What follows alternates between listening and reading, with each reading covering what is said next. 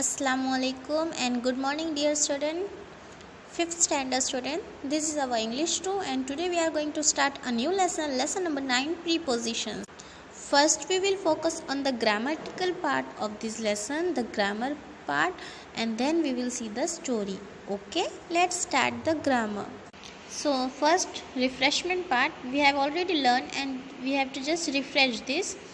A preposition is a word or group of words such as, preposition जो है वो एक वर्ड है या तो फिर ग्रुप ऑफ वर्ड है, जैसे कि in, to, from, on, out of. They are used before a noun or pronoun to show the relation of that noun or pronoun with the subject of the sentences or with another noun or pronoun used in the sentences.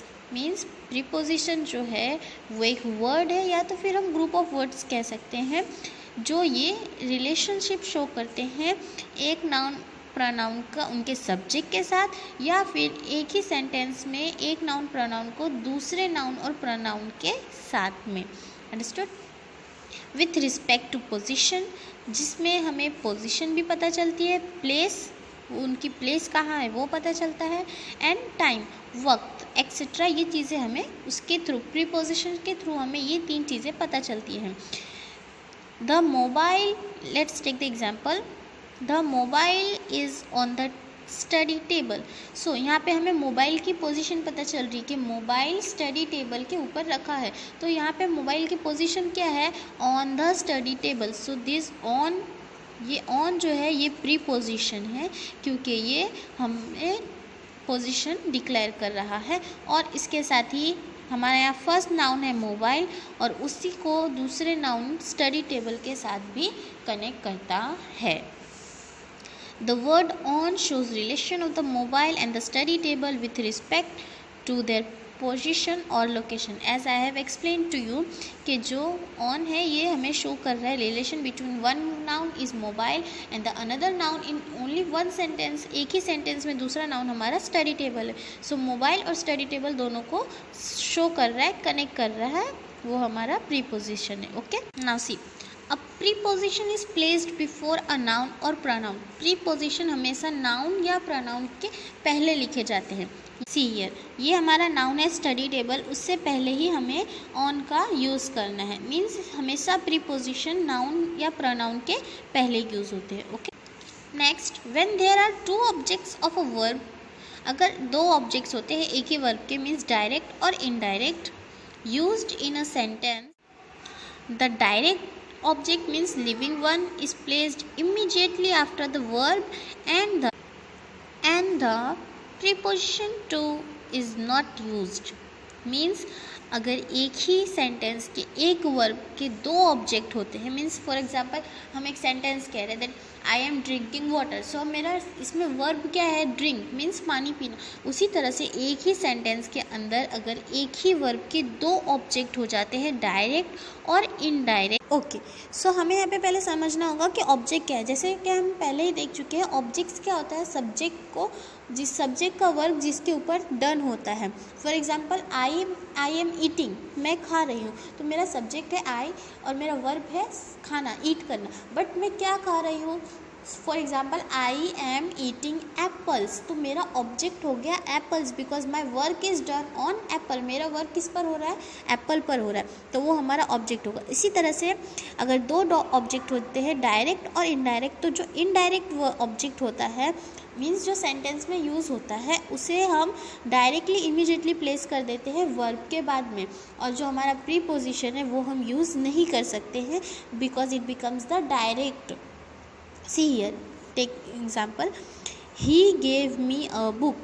Here हम एक एक को समझते हैं. He, it is subject. Gave, it is verb. Me, it is indirect object. We can use, we can say that it is an article. So A is an article and the book is noun. Okay. So he gave me a book. अब उसने मुझे book दिया तो हम यहाँ पे इसे book को नाउन भी कह सकते हैं और ऑब्जेक्ट भी कह सकते हैं, बिकॉज हम उस पर वर्क डन हुआ ना, उसने मुझे दिया तो क्या दिया, she gave me a book, उसने मुझे बुक दिया।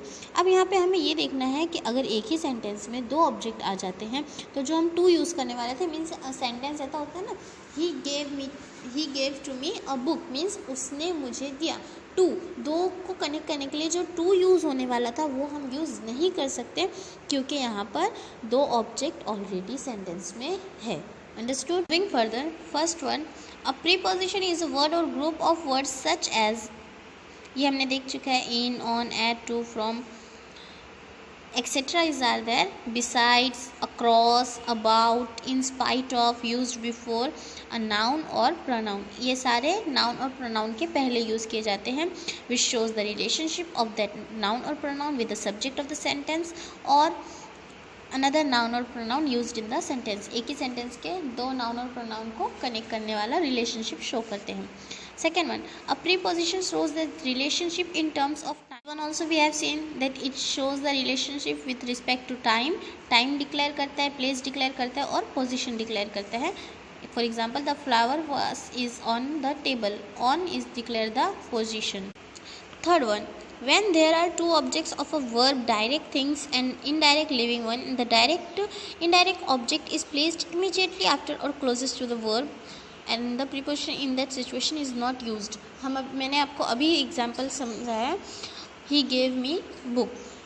सो हियर जब दो एक ही सेंटेंस में वर्ब के दो ऑब्जेक्ट्स हो जाते हैं, डायरेक्ट और इनडायरेक्ट, तो हमें इनडायरेक्ट वाला यूज़ करना पड़ता है। जो लिविंग वन होता है, लिविंग वन मीन्स पर्सन के ऊपर होता है, जो लिविंग थिंग है उसके ऊपर होता है, वो हमें यूज़ करना पड़ता है इमीडिएटली आफ्टर द वर्ब के तुरंत बाद। और जो सेकेंड हम यूज़ करने वाले थे, हमारा प्रीपोजिशन, वो कैंसिल हो जाता है। She gave a Parker pen to me on my birthday, ये हमारा टू और ऑन, ये हमारा एक प्रीपोजिशन है, बट हम इसे यूज़ नहीं कर सकते because here more than one object is use, so it will change into she gave me a Parker pen on my birthday.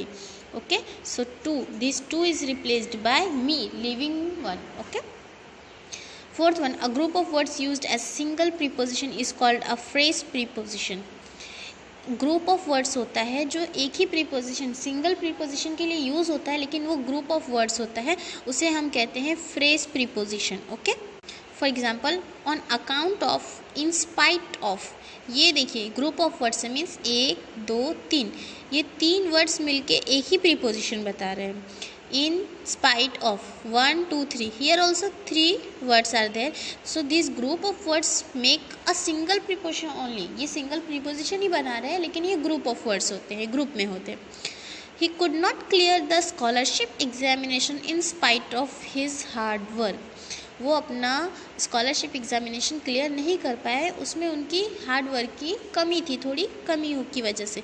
सो ये एक ही प्रीपोजिशन डिक्लेयर करते हैं, but it is group of word, ये group of word होते हैं। Okay, understood? So here we have completed the grammatically part of this lesson. Now on further more videos we will see another concept of this lesson. Okay, so take care and keep learning, keep reminding all the things in your mind of all the subjects, and have a nice day. Goodbye.